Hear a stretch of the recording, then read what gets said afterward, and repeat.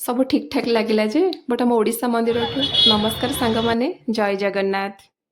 ଯେହେତୁ ସେଦିନ ଛୁଟି ଦିନ ଥିଲା, ଆମ କର୍ମମୟ ଜୀବନର ବ୍ୟସ୍ତତା ଭିତରୁ କିଛି ସମୟ ବାହାର କରି ଭାବିଲୁ ବାହାରେ କିଛି ସମୟ ଅତିବାହିତ କରିବା ପାଇଁ।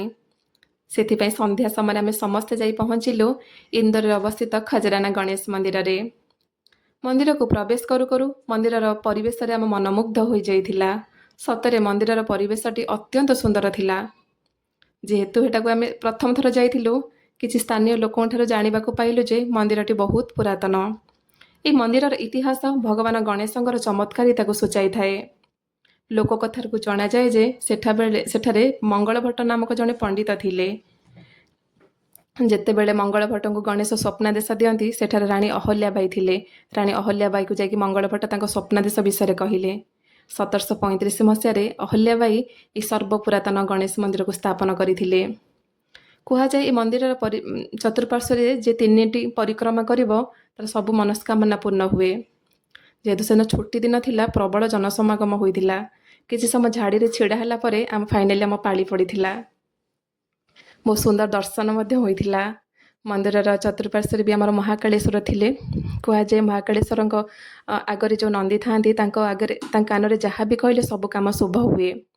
ତା ସହିତ ଛୋଟ ହନୁମାନ ବି ଥିଲେ, ଛୋଟ ଗଣେଶଜୀ ବି ଥିଲେ। ଏଠି ବି ଡାକିକି ଆମର ଗୁରୁଦେବ ଡାକିକି ଗଣେଶଜୀଙ୍କ ବିଷୟରେ କିଛି ଋଷି ଖୁସିଙ୍କୁ ପଚାରୁଥିଲେ।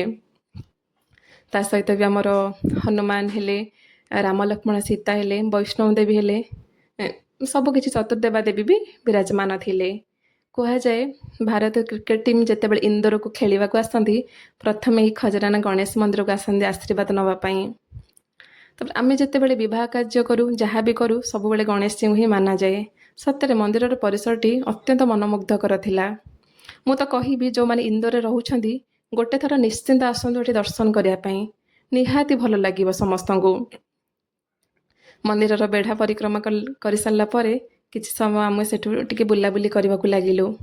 ଯେହେତୁ ଆମେ ବାହାରୁ ପ୍ରସାଦ ନେଇକି ଆସିଥିଲୁ ହେରି, ଯେହେତୁ ଆମେ ପ୍ରଥମ ଥର ଆସିଥିଲୁ, ଆମେ ଜାଣିନଥିଲୁ ଯେ ଭିତରେ ବି ମାନେ ପ୍ରସାଦ ମିଳୁଛି ବୋଲି। କିନ୍ତୁ ଭିତରେ ବହୁତ ସାରା ଦୋକାନ ଆପଣଙ୍କୁ ମିଳିଯିବ ପ୍ରସାଦ ପାଇଁ। ଆମେ ଯେହେତୁ ଏଇ ଜିନିଷଟା ଜାଣିନଥିଲୁ, ପ୍ରଥମେ ଆସିଲା ପରେ ହିଁ ଏଇଟା ଜାଣିବାକୁ ପାଇଲୁ। ମନ୍ଦିରର ପରିବେଶଟା ଏତେ ଶାନ୍ତ ଆଉ ଏତେ ସୁନ୍ଦର ଥିଲା ଯେ ଋଷି ଖୁସି ବି ସେଠି ଖେଳିବାକୁ ଲାଗିଲେ। ଆମେ ବି କିଛି ସମୟ ସେଠି ଫଟୋ ଉଠାଉଠି କରିବାରେ ବି ବ୍ୟସ୍ତ ରହିଗଲୁ। ଲାଷ୍ଟକୁ ତାପରେ ଯେତେବେଳେ ଆମେ କିଛିଟା ବାହାରେ ଆମର ମନ୍ଦିରର ଚତୁଃପାର୍ଶ୍ୱରେ ଥିବା ଦୋକାନକୁ ବି କିଛିଟା କିଣାକିଣି କରିବାକୁ ଲାଗିଲୁ। ସେ ଚତୁଃପାର୍ଶ୍ୱରେ ବି କିଛିଟା ଆମର ଗଣେଶଜୀଙ୍କର କିଛିଟା ମୂର୍ତ୍ତି ବି ସେଠି ସବୁ ଥିଲେ। ଆପଣମାନେ ଚାହିଁଲେ ବି ସେଠୁ କିଣିକି ଆଣିପାରିବେ। ବହୁତ ସୁନ୍ଦର ସୁନ୍ଦର ମୂର୍ତ୍ତି ସେଠି ବିରାଜମାନ ଅଛନ୍ତି। କିନ୍ତୁ ହଁ, ପ୍ରାଇସ୍ ତ ବହୁତ ହାଇ। ଆପଣ ଚାହିଁଲେ ସେଠି ବାର୍ଗେନିଂ ନିହାତି ଭାବରେ କରିବେ। କିନ୍ତୁ ଆପଣ ଯେଉଁ ମନ ପସନ୍ଦର ଆପଣଙ୍କୁ ମୂର୍ତ୍ତି ସେଠି ସବୁ ମିଳିଯିବ। ସବୁ କିଛି ତ ଠିକ୍ ଠାକ୍ ଲାଗିଲା, ବଟ୍ ଏତିକି ମୋତେ ଭଲ ଲାଗିଲା ଯାହା ସବୁ ଠିକ୍ ଠାକ୍ ଲାଗିଲା। କିନ୍ତୁ ଆମ ଓଡ଼ିଶା ମନ୍ଦିରକୁ ଗଲା ମାନେ ଆମକୁ କିଛିଟା ପାଦୁକ ଦିଅନ୍ତି, ତୁଳସୀ ପତ୍ର ଦିଅନ୍ତି, ବେଲପତ୍ର ଦିଅନ୍ତି। ଏଇ ଜିନିଷଟା ଏଇଠି ଆମକୁ ଦେଖିବାକୁ ମିଳିଲାନି।